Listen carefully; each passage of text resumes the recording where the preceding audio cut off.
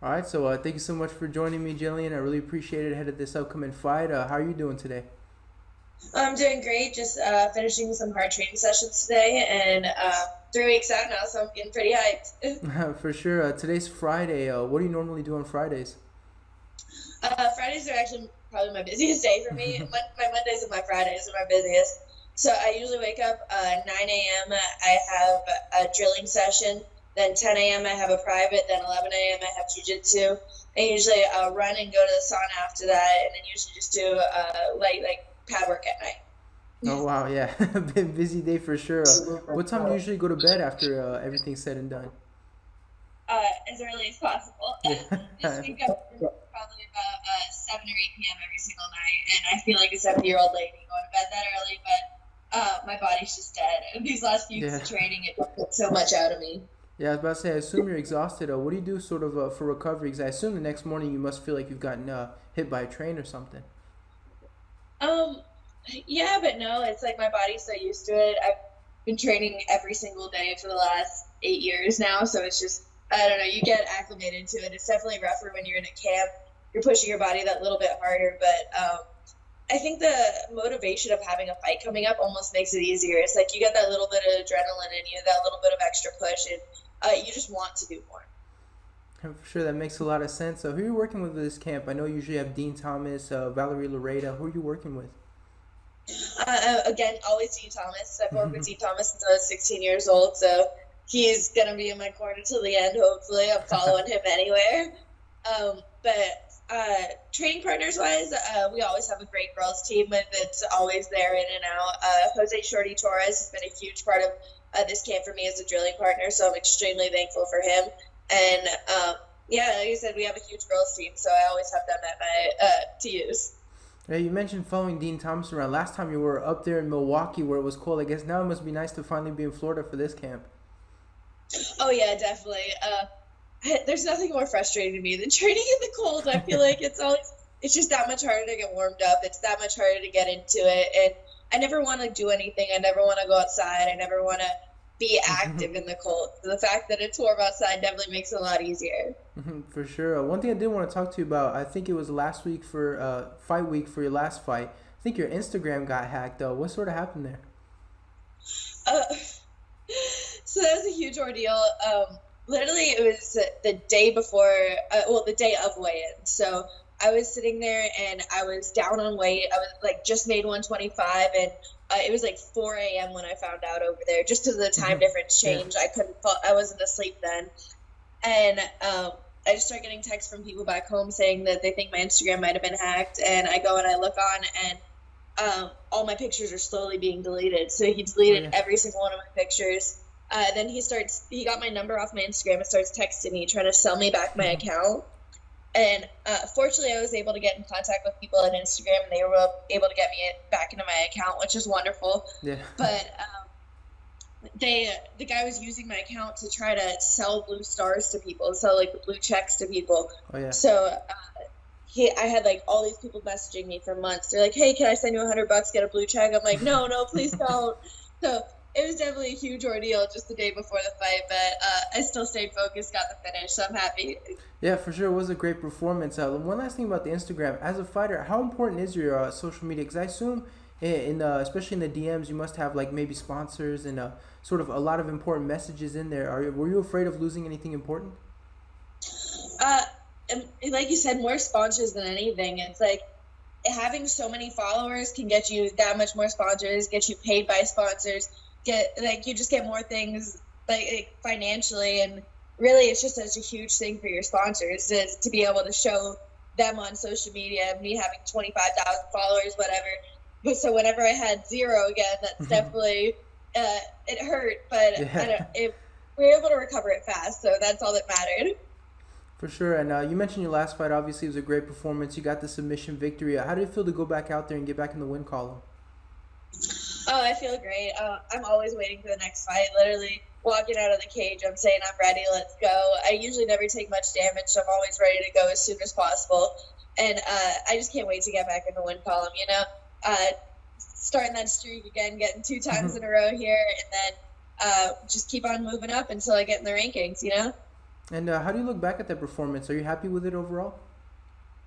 Uh, Not necessarily, honestly. I feel like, yeah, I did win, but I just made a lot of remedial mistakes that I shouldn't have been making. Like, just even like jujitsu wise, where I was letting her capitalize on positions that she should have never been in the first place.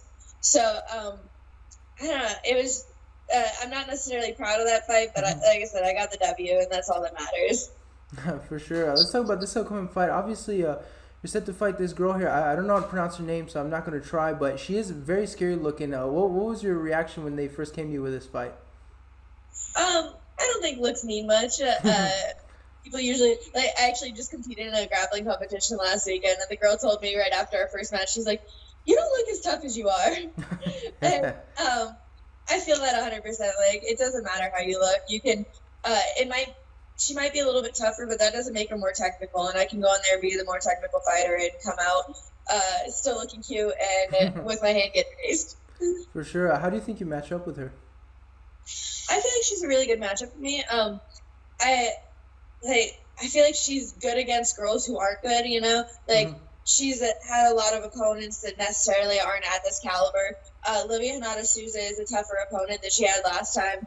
But Sarah Frota came in 7 pounds over for that fight, won, and they still went to a close split decision. So I don't know. I don't feel like she has, like, the most she has to threaten me with is her backhand, her left hand. She seems like she stuns girls in fights with it, but I don't necessarily think she has the power to put me down with it. So I don't really feel like she has too much to threaten me with, and I feel like I'll be able to get a quick finish. And judging from what you're saying, it sounds like maybe you're saying she's not quite on your level, I guess, all around when it comes to fighting. Yeah, I feel like she has more to offer on the feet for me than she does on the ground. I feel like she'll be confident going to the ground. She has a lot of finishes by submission. She's a high-level black belt, but I just don't feel like she's at my level in jiu-jitsu, and definitely not wrestling. And so you are at 125. Obviously, the champion is dominating everyone. We got to see that scary finish. What was your reaction when you saw a knockout win over Jessica Ai? I wasn't surprised, really. I feel like Valentina's going to be a dominant champ for us for a while right now, until you see some of the younger girls like me, Montana, you know, a lot of the girls that are working up there. And, like, in a couple years, she's going to have some challenges. But right now, I feel like no one in the top 10 is really going to threaten her. And we saw Paige Van Zandt do an interview where she was saying like she was scared of her and stuff like that. What's your reaction as a fighter also in that division when you hear someone say something like that? Because I assume it doesn't come off very good hearing another fighter is scared of someone. I honestly didn't see that interview, but that's funny. Like I said, I feel like Valentina is a force to be dealt with right now, so I can understand what Paige is saying. She is scared of her. I don't, like, if I was offered that fight today, obviously it's not a favorable matchup. She's definitely on that next level, but I don't feel like it's a bad matchup for me. I feel like it's a winnable fight still, and I feel like I still have potential to take her out. I feel like my submission game is just something that nobody really sees like the way I do it, and I have potential to finish that fight, so I'd take that fight any day, even though I don't necessarily think I'm ready for it yet. Makes sense.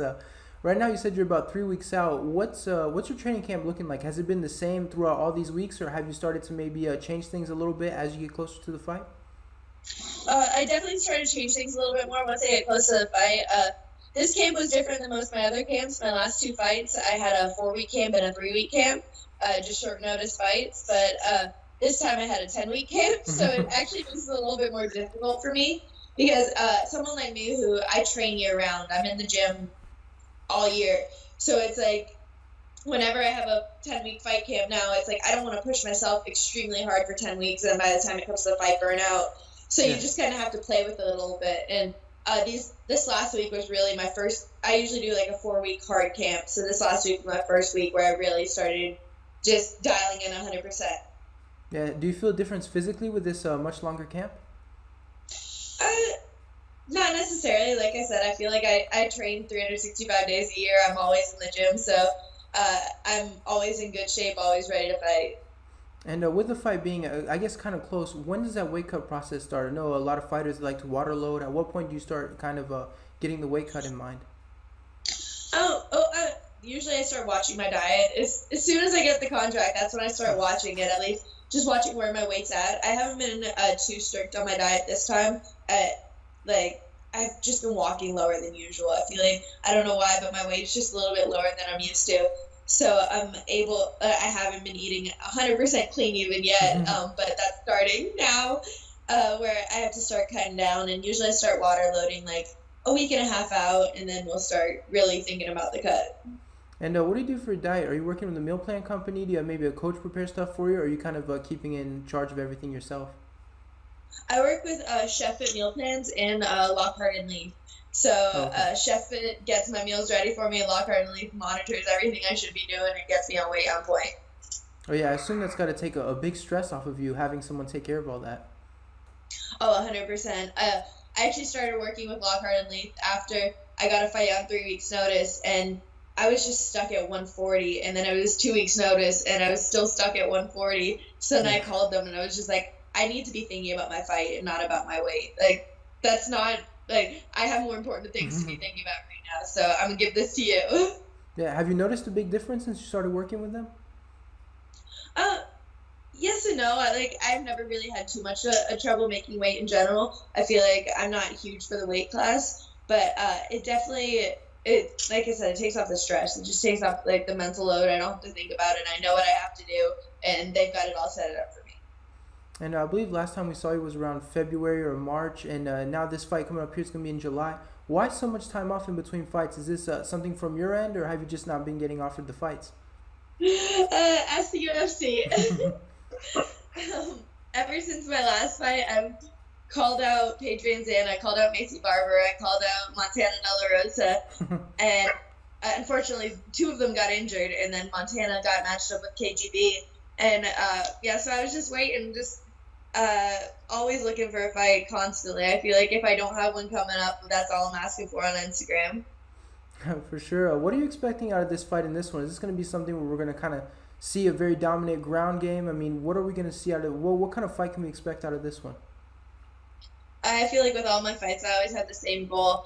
I'm always heading straight to the back and straight to the throat. That's my my destination. That's all I'm looking for, and hopefully I can get that 50K finish this time. For sure, with that killer instinct.